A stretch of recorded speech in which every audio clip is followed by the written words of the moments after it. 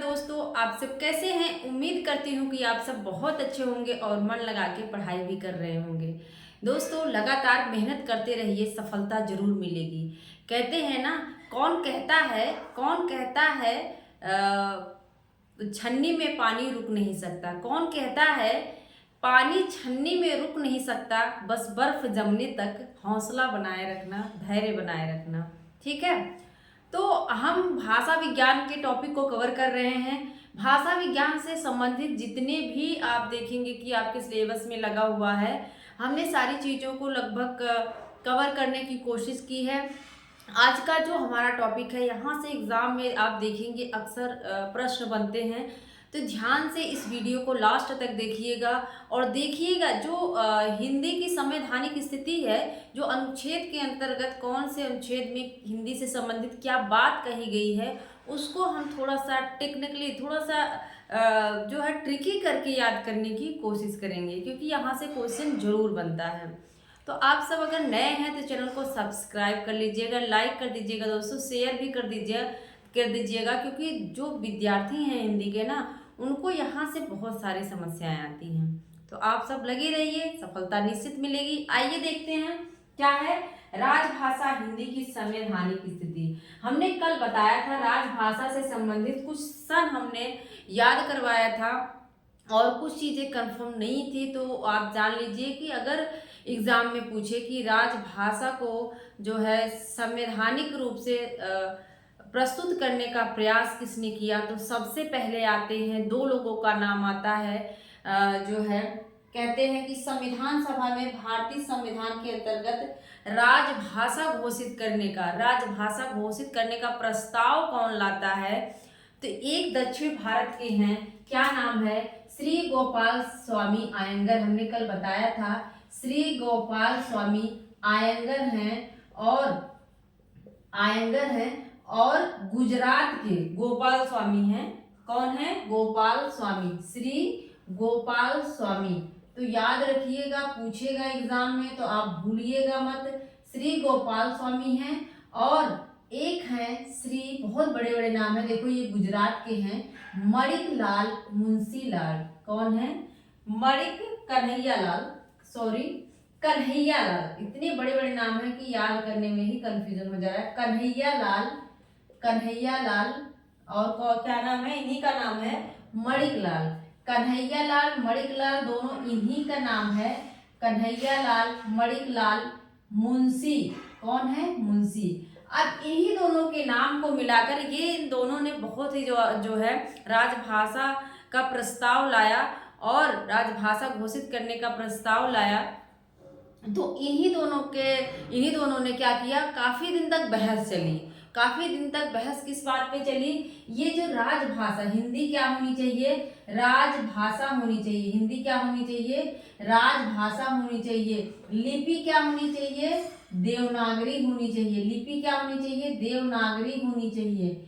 और क्या इन्होंने कहा, मैं गलत आज भी इतना लिख रही हूँ, लिपि क्या होनी चाहिए? देवनागरी होनी चाहिए। और जो अंकों का अंतरराष्ट्रीय क्या होना चाहिए, जो अंक है उसका रूप कैसा होना चाहिए? अंतरराष्ट्रीय रूप होना चाहिए, जो आप देखेंगे अनुच्छेद 343 में दिया हुआ है।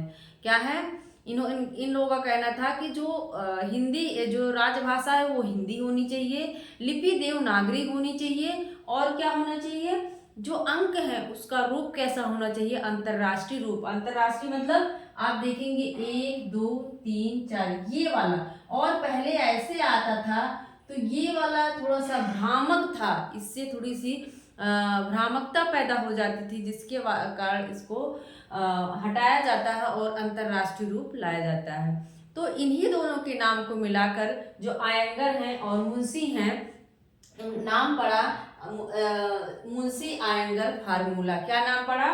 इन्होंने जो फार्मूला दिया उसका नाम पड़ गया मुंशी अयंगर फार्मूला। तो याद रखिएगा, मुंशी अयंगर फार्मूला पूछेगा एग्जाम में। तो ये सारी चीजें किताब में देखो बहुत ही ज्यादा जो है बहुत कम मिलती हैं ये सारी चीज़ें। तो अगर मैं बता रही हूँ तो ऐसा नहीं है कि मैं ऐसे ही बता दे रही हूँ, ये ऑथेंटिक चीज़ें हैं, आप सब याद रखिएगा। ये मेरे नोट्स में था इसलिए मैं बता दे रही हूँ। तो ये जो श्री गोपाल स्वामी अयंगर हैं ये दक्षिण भारत के हैं, और श्री जो कन्हैया लाल मणिकलाल मुंशी हैं ये गुजरात के हैं।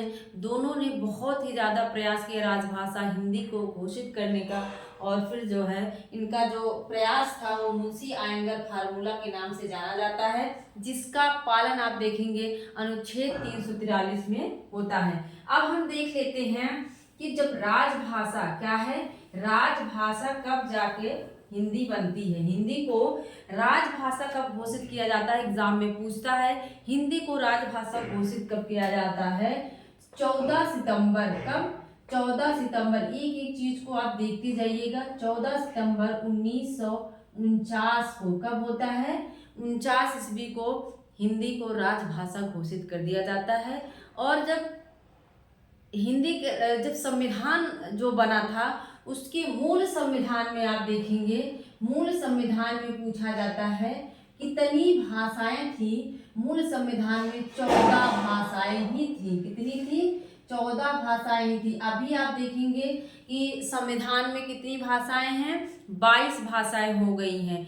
ये है किसमें, भाग। जो भी थोड़ा सा पॉलिटिकल साइंस जो राजनीति पढ़ा होगा वो जानता होगा कि भाषाओं का अगर देखें तो भाग किसमें, मतलब किस भाग में भाषा का वर्णन है। भाग और अनुसूची दोनों पूछता है, तो याद रखिएगा भाग अगर पूछे तो ये कहेंगे भाग, भाग क्या है, भाग 17 है। अनुसूची पूछे तो अनुसूची 8 है। 8वीं अनुसूची में जो है भाषाओं को सम्मिलित किया गया है, भाषा से संबंधित बातें कही गई हैं, और भाग क्या है, 17। जैसे मैं अभी कंफ्यूज हो गई वैसे आप भी कंफ्यूज हो सकते हैं कि भाग में 17 भाग है कि अनुसूची है। अब 8 जो है अनुसूची है कि भाग है, क्योंकि जो नहीं पढ़ता है जीएस उसको ऐसी चीजें थोड़ा सा कठिन लगती हैं। तो देखो आप थोड़ा सा लिंक करना सीखो। आ से अनुसूची और आ से ही क्या है, 8 है। आ से अनुसूची और आ से क्या है, 8 है। जब तक आप अलग तरीके से नहीं पढ़ेंगे दोस्तों तब तक ये सरल प्रश्न गलत होते रहेंगे और आप सिलेक्शन से कोसों दूर रहेंगे। क्या करना है, आ से अनुसूची और आ से ही 8 एक कंफर्म कर लो, दूसरा ऑटोमेटिक पता चल जाएगा कि भाग 17 में भाषा से संबंधित प्रावधान किया गया है, अनुसूची 8। ठीक है। अब देखते हैं संविधान में बहुत सारे संशोधन भी हुए भाषा से संबंधित। तो 21वां संविधान संशोधन कब हुआ, 21वां पूछता है 1967। क्या है, 1967 में सिर्फ एक भाषा जोड़ी गई, क्या थी, सिंधी। बहुत सारे लोग ये जानते होंगे, कुछ लोग नहीं जानते होंगे, जो नए हैं नहीं जानते। तो देख लीजिए 21वां संविधान संशोधन 1967 में होता है, सिंधी जोड़ी जाती है तो 14 एक हो जाता है 15। अब देखो 21 की बात क्या हो जाएगा, 71। मतलब एक वाला ही संविधान अगर यहीं पे 72 दे दे, 73 दे दे तो आप जो है उसको सही मत मान लीजिएगा। 21 है तो 71 ही रहेगा ना, एक एक ही रहेगा। तो 71वां संविधान संशोधन होता है 1992 ईस्वी में, और इसको हम ट्रिक बना लेते हैं नमक। नमक से बहुत सारे लोग याद करते हैं, क्या है, नमक। 3 भाषाएं जोड़ी जाती हैं 1992 में। क्या है, नेपाली है, मणिपुरी और कोंकणी। क्या है, नेपाली है, जगह थोड़ी कम है, मणिपुरी है और क्या है, कोंकणी है। क्या है, कोंकणी है। तो ये जो है चीजें जानते रहिए। एक और संशोधन होता है 15/3/18 हो गया। इसके बाद एक और संशोधन होता है 92वां संशोधन। यहाँ 92 है ना, तो तीसरा होगा, ये तो दूसरा हुआ। अब इसी 92 को यहाँ उठा के रख देंगे। 92वां संविधान संशोधन कब होता है, 2003 में होता है। अब आप कंफ्यूज मत होइएगा, 2003 में हो रहा है, लेकिन कितनी भाषाओं को शामिल किया जा रहा है, 4। थोड़ा सा आप अलग तरीके से पढ़िए। ठीक है, 3 तो आ रहा है, लेकिन यहाँ 3 भाषाएं नहीं शामिल होंगी बल्कि 4 भाषाएं शामिल होंगी। कितनी, 4 भाषाएं। नाम तो जो है 92वां संविधान संशोधन 2003, लेकिन 3 भाषा नहीं, आप 4 कर लेंगे। कितनी? 4 भाषाएं शामिल होंगी, बोडो, डोंगरी, मैथिली, संथाली। कितनी हो जाएंगी? आप यहाँ लिख दे रही हूँ, क्या है? बोडो, बोडो डोंगरी, बोडो डोंगरी, मैथिली। मैथिली हमने बताया था एकमात्र ऐसी बोली है जो कि 22 भाषाओं, जो कि संविधान में इसको स्थान मिला है, और ऐसी कोई बोली नहीं है। जैसे भोजपुरी को लेके अभी तमाम प्रयास चल रहे हैं, वह ब्रज भाषा है जिसमें साहित्य बहुत सारे लिखे गए हैं, लेकिन उसको भी संविधान में स्थान नहीं मिला है। मैथिली को संविधान में स्थान मिला है। बोडो, डोंगरी, मैथिली, संथाली, क्या है? संथाली। तो ये हो गया 18 4 22 भाषाएं हो गई। एग्जाम में पूछता है एक ऐसी कौन सी विदेशी भाषा है जिसको संविधान में शामिल किया गया है, तो आप यहाँ पे देख रहे हैं नेपाली। क्या है? नेपाली एक नेपाल की भाषा है। नेपाली को क्या किया गया है? संविधान में शामिल किया गया है। बाकी चीनी और तिब्बती और किसी को नहीं, सिर्फ नेपाली को। और बोली में अगर आप देखें तो मैथिली को संविधान में शामिल किया गया है। तो ये जो हमने बताया बहुत ही ज़्यादा इम्पोर्टेंट है दोस्तों, इसको लाइन बाय लाइन आप याद कर लीजिए, ठीक है। अब आइए देखते हैं कि ये जो अनुच्छेद वाला मैटर है वो कैसे हम सॉल्व करें, क्योंकि अनुच्छेद हम पढ़ते नहीं हैं और ये चीज़ें हमें बहुत कठिन लगती है। बिल्कुल आसान है, आप देखिएगा क्या है। 120 जो ये अनुच्छेद है 120, इसमें संसद में प्रयोग की जाने वाली भाषा, संसद में देखो हर जगह अंग्रेजी का वर्चस्व है, अंग्रेजी का ही प्रयोग हो रहा है, हिंदी दोयम दर्जे पर है। ये प्रावधान था कि 15 साल के बाद अगर संसद कोई आयोग का गठन करता है, कोई विधि आयोग लाता है, तब जाके जो है हिंदी आएगी। तो ऐसा कुछ होता ही नहीं, बस वो आगे बढ़ता जा रहा है, अंग्रेजी को ही स्थान मिला हुआ है। तो संसद में प्रयोग की जाने वाली भाषा, अब देखो 120 संसद, 20 संसद, क्या है? 20 संसद ना, 120 संसद। सा आ रहा है कि नहीं? जब आप 20 बोल रहे हो, 20 20 पी के कहाँ चले जाओगे भाई? संसद में जाना है तो आपको 20 पीना पड़ेगा ना लोगों से। और इसी को अब हम उल्टा कर देते हैं, 2 को पहले लिख देते हैं, 1 को बाद में लिख देते हैं, ठीक है। पहले संसद है कि नहीं? विधानमंडल तो उसके नीचे की चीज है। आप 110 जो है 210 जो है, क्या है? 120, सॉरी 120 पहले, क्या पहले 120 आएगा, 210 बाद में आएगा। तो पहले आप संसद को लिखेंगे, विधानमंडल जो है दूसरे नंबर पे आएगा 210 वाले में, ठीक है। अब देखो संसद में प्रयोग की जाने वाली भाषा, वैसे तो संसद में कहा जा रहा है कि हिंदी अंग्रेजी दोनों प्रयोग कर सकते हैं, लेकिन अगर राष्ट्रपति मंजूरी दे दे तो आप जो है अपनी मातृभाषा में भी बोल सकते हैं और हिंदी का भी प्रयोग कर सकते हैं, ठीक है। तो संसद में, अब इसको याद आपको रखना है, 120 और 120 पहले आ रहा है, संसद जो है सबसे उच्च स्थान पे है, तो जो है 120 संसद हो जाएगा। और ऐसे भी रिलेट कर लेते हो भाई, अगर आपको संसद में जाना है तो आपको 20 की घूंट पीना पड़ेगा, बहुत ज़्यादा सहन करना पड़ेगा। पॉलिटिकल ऐसी चीज ही है कि आपको एकदम से बेकार कर देती है, ठीक है। फिर क्या है? अनुच्छेद 210, क्या है? अनुच्छेद 210, इसमें विधानमंडल में प्रयोग की जाने वाली भाषा है, क्या है? विधानमंडल में अगर राज्यपाल या राष्ट्रपति, वही चीजें हैं, अगर यहाँ पे राज्यपाल अनुमति दे दे, वहाँ राष्ट्रपति यहाँ राज्यपाल है, अनुमति दे दे, तो आप जो है हिंदी में अपनी जो बातें हैं उसको रख सकते हैं। ये जो है 210 में है। इसके बाद हम कह रहे हैं कि क्या है? अनुच्छेद 343 वेरी वेरी इंपॉर्टेंट है, ये अक्सर सबको रटा रहता है। संघ की राजभाषा और लिपि देवनागरी, जिसको हमने बताया आयंगर फार्मूला के नाम से, आयंगर मुंशी आयंगर फार्मूला। और देवनागरी लिपि क्या होगी? देवनागरी होगी। अंकों का अंतरराष्ट्रीय रूप होगा, जैसा कि हमने बताया ये वाला जो है ये क्या है? अंतरराष्ट्रीय रूप है। बाकी वो जो लिखा जाता था पहले एक ऐसे करके, वो बड़ा भ्रामक था, तो उसको खारिज कर दिया जाता है। और संघ की राजभाषा हिंदी, लिपि देवनागरी होगी, अंकों का अंतरराष्ट्रीय रूप होगा 343। ये तो सबको रट्टा पड़ा है, इसमें कोई भी दिक्कत नहीं है, लेकिन दिक्कत होती है अनुच्छेद 344 भी जानते रहिए, यहाँ दिक्कत होती है। आयोग एवं समितियों का गठन। अब देखो राजभाषा से संबंधित जो आयोग का गठन होगा किसके अंतर्गत होगा, वो 344 के अंतर्गत। और करेगा कौन, तो राष्ट्रपति करता है। कौन करता है, राष्ट्रपति की मंजूरी इसमें जरूरी होती है। जब राजभाषा आयोग का गठन होगा तो राष्ट्रपति ही करेगा इसका गठन, राष्ट्रपति ही मेन होता है।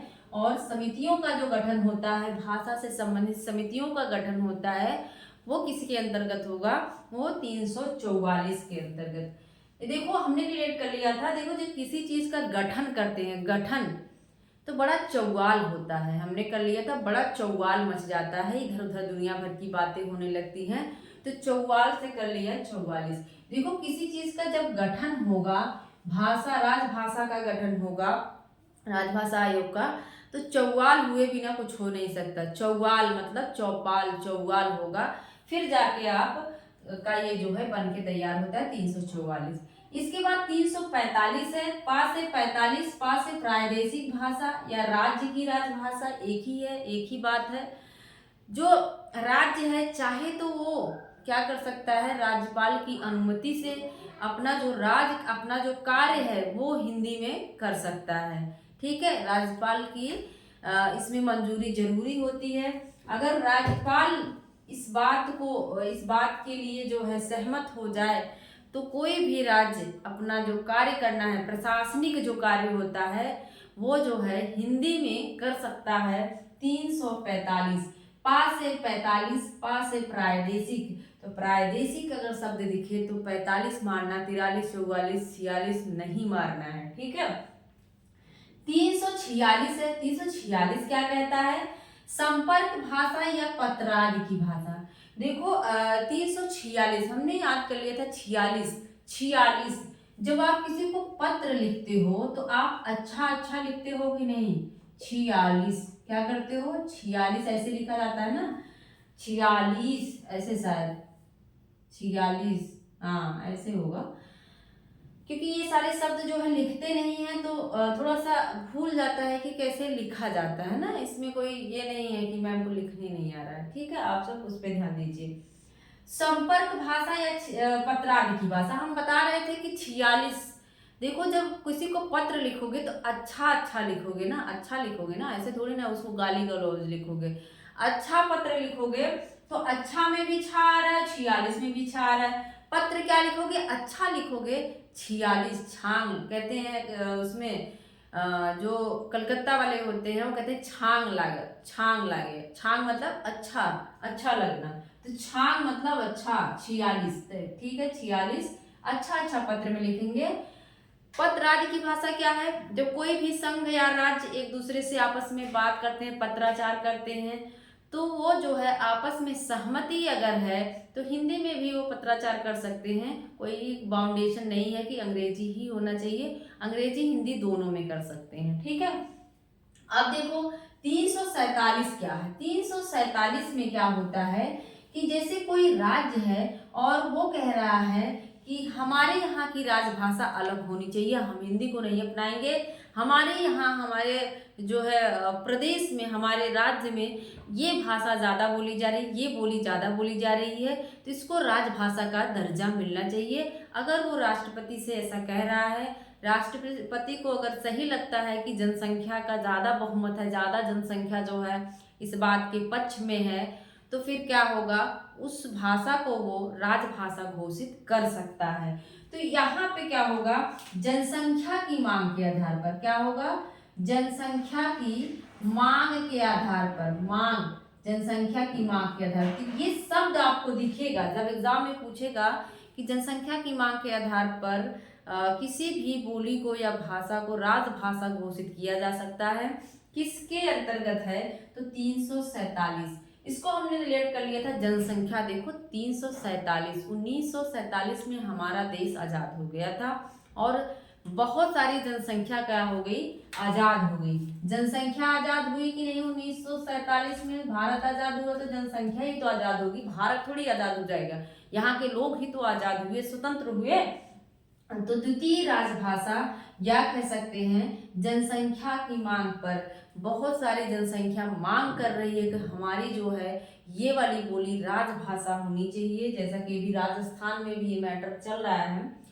तो 47 में हमारा देश आजाद हुआ, 47 में देश आजाद हुआ, जनसंख्या बहुत सारी जनसंख्या आजाद होगी, तो जनसंख्या वाली सीन किस में हो जाएगी भाई? 347 में। ठीक है। अनुच्छेद 348 क्या कहता है? अनुच्छेद 348 में जो है हाई कोर्ट और सुप्रीम कोर्ट की भाषा है। देखो हाई कोर्ट सुप्रीम कोर्ट की भाषा तो अंग्रेजी में है, लेकिन यहाँ पे भी वही मैटर है कि जो है किसी अगर हाई कोर्ट है तो राज्यपाल की मंजूरी जरूरी है, और सुप्रीम कोर्ट है तो राष्ट्रपति की मंजूरी जरूरी है। जो उसको अपनी बातें कहनी है वो हिंदी में भी जो है कर सकते हैं। ये किसमें है? हाई कोर्ट और सुप्रीम कोर्ट। इसको हमने रिलेट किया, ये 48 कैसे याद किया जाए भाई? 48 कैसे याद किया जाए? 348 में क्या है? देखो जब आप सुप्रीम कोर्ट में या हाई कोर्ट में जाते हैं कोई मुकदमा लेकर, कोई भी बात लेके, तो आप अड़ जाते हैं जब तक आप जीतते नहीं है ना। जब तक आप उस केस में जीत हार नहीं होती तो आप अड़ जाते हैं। तो सुप्रीम कोर्ट और हाई कोर्ट में मुकदमा लेके जाते हो तो आप अड़ जाते हो, तो अड़ से कर लो 48। अड़ से क्या कर लेंगे? 48। अनुच्छेद 349 में क्या है? संशोधन। 49 बोल रहे हैं तो आपको थोड़ा सा लग नहीं रहा? अनुस्वार आ रहा है और संविधान संशोधन में भी अनुस्वार आ रहा है। 49 कह रहे हो तब भी आप में जो है अनुस्वार आ रहा है। भाषाई संशोधन के लिए राष्ट्रपति की मंजूरी जरूरी है, ये बात किस में कही गई है? तो 49 में कही गई। भाषाई संशोधन 49, संशोधन 49 लगभग एक जैसा जो है एक ही जगह से उच्चारण हो रहा है, तो आप जो है इसको टिक करेंगे। इसके बाद है 350। देखो इसमें क्या है? व्यथा या शिकायत निवारण के लिए प्रत्यावेदन की भाषा। मतलब कोई भी व्यक्ति अगर अपनी शिकायत लेके, अपनी व्यथा लेके संसद में जाता है तो अपनी भाषा में जो है वो कह सकता है, हिंदी में भी प्रत्यावेदन दे सकता है अगर वहां पर राज्यपाल या राष्ट्रपति मंजूरी देते हैं तो क्या कर सकता है? अपनी मातृभाषा में भी अपनी शिकायत या व्यथा को वहां पे कह सकता है अगर राष्ट्रपति या राज्यपाल मंजूरी देते हैं तो। ठीक है। अब इसको रिलेट कैसे करें भाई, ये व्यथा और शिकायत वाली? देखो जब आप 50 साल के होते हैं, 50 साल के पहले तो ज़्यादा तकलीफ नहीं होती, जब 50 साल के हम होते हैं तो हमें बड़ी व्यथा या शिकायत होती है, परिवार से भी, लोगों से भी, अपनी शरीर से भी ताकत खत्म होने लगती है। तो बड़ी व्यथा शिकायत कब होती है? 50 साल में। कब होगी? जब हम 50 साल के हो जाएंगे तो बड़ी व्यथा शिकायत रहेगी कि इसने पानी नहीं दिया, इसने पैसे नहीं दिया, इसने खाना नहीं दिया, बहू खाना नहीं दे रही। तो बहुत सारी शिकायत कब होगी आपको? 50 साल में जब आप पहुंचेंगे तो आप बड़ी व्यथा और शिकायत करेंगे। तो व्यथा शिकायत जैसा कुछ शब्द दिखे तो याद कर लेना। मैम ने बताया था कि 50 साल के जब हम होते हैं तो बड़ी शिकायत होती है लोगों से। ठीक है। और इसी के अंतर्गत का में दिया है प्राथमिक स्तर के जो बच्चे हैं उनको मातृभाषा में जो है शिक्षा दी जाए प्राथमिक स्तर पर। तो यहाँ पे भी देखो का, अब जब प्राथमिक में आप जाएंगे तो क्या पढ़ते हैं? कखा का घर पढ़ते हैं, कखा का पढ़ते हैं कि नहीं? अभी तो LKG UKG हो गया, लेकिन पहले बच्चों को प्राथमिक 1 में नाम लिखाया जाता था ना, तो हम वहीं से रिलेट हमने कर लिया था कि का कब पढ़ते हैं? जब हम प्राथमिक में होते हैं। तो का वाले में जो है प्राथमिक वाली मातृभाषा में हमें पढ़ाया जाएगा ना कखा ग, तो का वाले में क्या हो जाएगा? प्राथमिक स्तर की मातृभाषा। और खा में क्या होगा? राष्ट्रपति अल्पसंख्यक वर्गों के लिए, जो अल्पसंख्यक वर्ग के बच्चे हैं उनके लिए जो है भाषा से संबंधित विशेष अधिकारी की नियुक्ति करेगा। कौन करेगा? राष्ट्रपति करेगा। ठीक है। तो ये चीज जानते रहिए। कखा गघा कब पढ़ते हैं? जब आप प्राथमिक में जाते हैं, मातृभाषा में पढ़ते हैं। और खा में हो जाएगा विशेष अधिकारी की नियुक्ति राष्ट्रपति करता है। देखो 351 है, पूछा भी जाता है हिंदी भाषा का प्रचार प्रसार किसमें है। तो सारा जब खत्म हो जाएगा, सारी चीजें खत्म हो जाएंगी, तो बाद में क्या करना पड़ेगा आपको, प्रचार प्रसार करोगे ना। ऐसा तो है नहीं आपने कुछ किया ही नहीं और डायरेक्ट जाके आप प्रचार कर रहे हैं ना। प्रचार आप क्या करेंगे, पहले सारी चीजों की एक भूमिका बना लेंगे, फिर जाके प्रचार करते हैं। तो लास्ट में क्या हो जाएगा, प्रचार प्रसार। 351 में क्या हो जाएगा, प्रचार प्रसार को इसमें लिखा है कि हिंदी की समृद्धि के लिए अगर हम गौड़ता जो है हिंदी की समृद्धि के लिए किसी भाषा का सहयोग लेंगे तो वो संस्कृत है। क्या है, संस्कृत है। लेकिन गौड़ रूप से जो है, जो 8वीं अनुसूची में भाषाएं हैं उनसे भी जो है मदद ले सकते हैं। लेकिन हिंदी की समृद्धि के लिए अगर कोई शब्द लेना है तो आप संस्कृत भाषा से ले सकते हैं। ठीक है, एकदम आसान है दोस्तों। आइए फटाफट देखते हैं। देखो 20 आपको संसद में जाने के लिए 20 पीना पड़ेगा, 20 लोगों के ताने सुनने पड़ेंगे। संसद में भाषा 120, इसके बाद बच रहा है 210 विधानमंडल में प्रयोग की जाने वाली भाषा। 343 सभी जानते हैं, संघ की राजभाषा हिंदी, लिपि देवनागरी और अंकों का अंतर्राष्ट्रीय रूप होगा। 344 में जब किसी चीज का गठन करना है, राजभाषा आयोग का गठन करना है, तो चौपाल बैठेगी और बड़ा चौवाल होगा, तब जाके बनता है चौवाल से 44। प्रादेशिक भाषा 45, पास से 45 और पास से प्रादेशिक भाषा। इसके बाद 46 हमने कहा कि किसी को पत्र लिखोगे, संपर्क किसी से करोगे तो अच्छा अच्छा बोलो कि नहीं, अच्छा 46, अच्छा 46, अच्छा पत्र 46। ठीक है। 47 में हमारा देश जो है आजाद हुआ था 1947 में। बड़ी जो यहाँ की जो जनसंख्या है भारत की, वो स्वतंत्र हो गई थी और 1947 में जनसंख्या जो है स्वतंत्र हो गई। जनसंख्या की मांग पर 343, क्या है 343। जब आप सुप्रीम कोर्ट हाई कोर्ट में जाते हैं तो वहां पे अड़ जाते हैं कि मुझे जो है जीत के ही जाना है, तो अड़ से 48 हो जाएगा। 49 में लगभग देखो भाषाई संशोधन 49, प्रोनाउंसिएशन जो हो रहा है एक जगह से हो रहा है। ठीक है। 50 में आपको बड़ी व्यथा या शिकायत होने लगेगी लोगों से, दुनिया भर की शिकायत होगी, तो व्यथा शिकायत की बात किसमें होगी, 50 में। और 50 में व्यथा शिकायत का में जब आप प्राथमिक जब में जाते हैं तो कखा गघा पढ़ते हैं, मातृभाषा पढ़ते हैं, खा में विशेष अधिकारी हो जाएगा राष्ट्रपति के द्वारा। और 51 में क्या होगा कि आप हिंदी भाषा का प्रचार प्रसार करेंगे। ठीक है। तो कैसी लगी हमारी वीडियो, आप सभी को याद हुआ कि नहीं, आप सब जरूर बताइएगा और ऐसी वीडियो आपको देते रहेंगे। मिलते हैं अगले वीडियो में। Thank you.